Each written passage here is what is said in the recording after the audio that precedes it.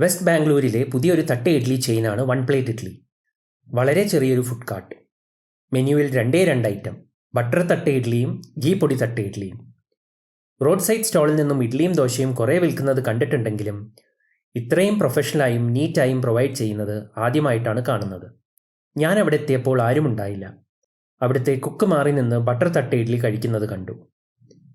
അയാൾ കഴിച്ചു കഴിഞ്ഞപ്പോൾ ഒരു ഗീ പൊടി തട്ട് ഇഡ്ഡലി ഓർഡർ ചെയ്തു. ഡിസ്പോസബിൾ പ്ലേറ്റിലാണ് ഇവർ ഇഡ്ഡലി നൽകുന്നത്. ഇഡ്ഡലിക്ക് നല്ല ചൂടുണ്ടായിരുന്നു. പൊടിയും ഗീയും എല്ലാം ലാവിഷായിരുന്നു. സാമ്പാറില്ല, ചട്നി മാത്രം. ഇഡ്ഡലി സോഫ്റ്റ് ആയിരുന്നു, പക്ഷേ 80 രൂപയ്ക്കില്ല. അവർ ഇപ്പോൾ തരുന്ന 40 രൂപയ്ക്ക് ഇത് ഓക്കെയാണ്. ചട്നി തേങ്ങയല്ല, ഗ്രൗണ്ട്നട്ട് വെച്ചാണ് ഉണ്ടാക്കിയത്.